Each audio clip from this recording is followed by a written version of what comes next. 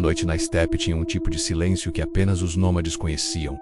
Um silêncio grande demais para ser natural, capaz de engolir o som do vento. Foi dentro desse vazio que a luz caiu, uma luz branca, pulsante, sem rastro, sem cauda de fogo, tão silenciosa que parecia pedir para ser temida. As tribos ergueram os olhos, convencidas de que presenciavam algo que não pertencia aos céus conhecidos. Ao amanhecer, os pastores encontraram a cratera. O solo congelado dera lugar a um círculo de terra afundada e queimada, como se algo colossal tivesse pousado ali. Mas não havia objeto, apenas uma sombra perfeita, absoluta, independente da direção da luz do sol. Uma sombra que não se movia e não tremulava. Os anciãos aproximaram-se primeiro, cautelosos, carregando amuletos e preces, mas até as preces pareciam quebrar antes de tocar o ar. Sobre a sombra, o frio era muito maior do que o clima permitiria, e havia um cheiro seco, como de pedra recém-partida. Ninguém ousou tocar o centro. Quando os pastores caminharam sobre ela, ouviram vozes,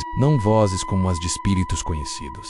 Eram sons de palavras que não tinham começo ou fim, como se fossem línguas desmontadas, arrancadas pela raiz. As vozes vinham de muito longe e ao mesmo tempo de muito perto, fazendo com que o ar vibrasse dentro dos ossos. Os cavalos sentiram primeiro o que os humanos não entenderam. Eles empacavam, relinchavam, arrancavam as rédeas e fugiam na direção oposta, derrubando tudo no caminho. Olhavam para a sombra como quem olha para o fim de algo que ainda não começou. As crianças brincavam perto da borda, achando a escuridão perfeita divertida. Uma mancha no chão que parecia engolir o próprio sol. Mas não era brincadeira quando a primeira desapareceu. Ela deu 2 passos pequenos para dentro da sombra e sumiu. Não houve grito, nem queda, nem deslocamento de areia. Apenas sumiu, como se tivesse sido apagada. A mãe correu até o centro e gritou o nome da filha. Gritou tanto que a voz falhou, mas ninguém a seguiu. Havia agora um medo mais profundo que dor. Um medo que não buscava soluções. O medo de que aquilo não fosse um lugar, mas uma boca. O grande guerreiro Temujin foi chamado. Ele tinha enfrentado feras, inimigos e tempestades, e a tribo confiava em sua coragem. Contudo, ao se aproximar da sombra, sentiu que não enfrentava algo feito para ser derrotado. Sentiu-se pequeno, como se tivesse passado a vida inteira olhando para o mundo errado. Naquela noite, enquanto os guerreiros vigiavam, Temujin voltou à cratera sozinho. Havia algo no silêncio que pedia sua presença. O ar estava denso, pesado como neve antes de cair. A sombra parecia maior.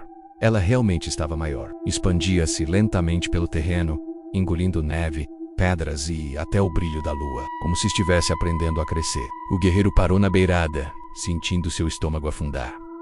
As vozes voltaram, mais altas, mais próximas. Uma repetia seu nome, mas não com intenção humana. Parecia que o nome estava sendo desmontado, reorganizado, digerido. Temujin ergueu sua lança, mas percebeu que não havia ameaça física para perfurar. Foi então que algo emergiu da sombra. Não era uma criatura, era o formato de uma criatura. Uma silhueta vazia, um corpo feito apenas de ausência. Cada contorno parecia puxar a luz das estrelas para dentro, roubando o céu e apagando constelações conforme se movia. Temujin tentou recuar, mas seus pés estavam colados ao chão. O vazio em forma de criatura aproximou-se, oscilando como se estivesse sendo contido por limites que não entendia. Quando a cabeça ergueu-se, Temujin viu que não havia olhos, apenas 2 círculos de nada absoluto. A figura inclinou-se, e a sombra no chão pulsou. A pulsação não era luz, era escuridão, tornando-se mais escura. E quando a pulsação tocou o rosto de Temujin, ele sentiu algo entrar em seus olhos, como dedos invisíveis pressionando seu globo ocular para dentro.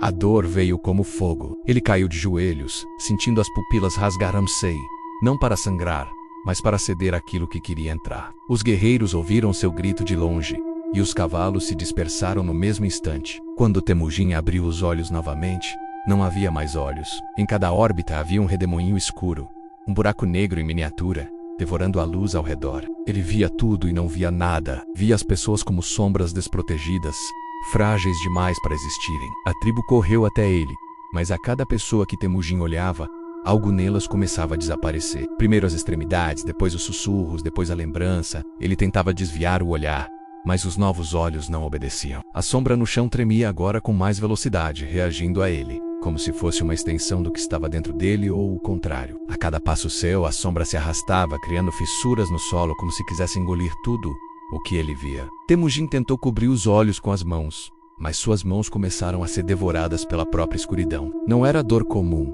era perda, era sentir-se apagando lentamente, como se estivesse se tornando parte da criatura que o marcou. A tribo, desesperada, fugiu para longe, mas ouviu atrás de si o som de algo caindo no chão. Quando olharam, viram Temujin parado no centro da cratera, sendo absorvido até desaparecer. Não como alguém que morre, mas como alguém que volta ao lugar de origem. Na manhã seguinte, a sombra tinha o tamanho de um lago. Dentro dela, ouvia-se sussurros infantis, sussurros antigos e a respiração lenta de algo que finalmente acordou. Os nômades abandonaram a região, mas a sombra continuou crescendo, esperando novos olhos para chamar de lar.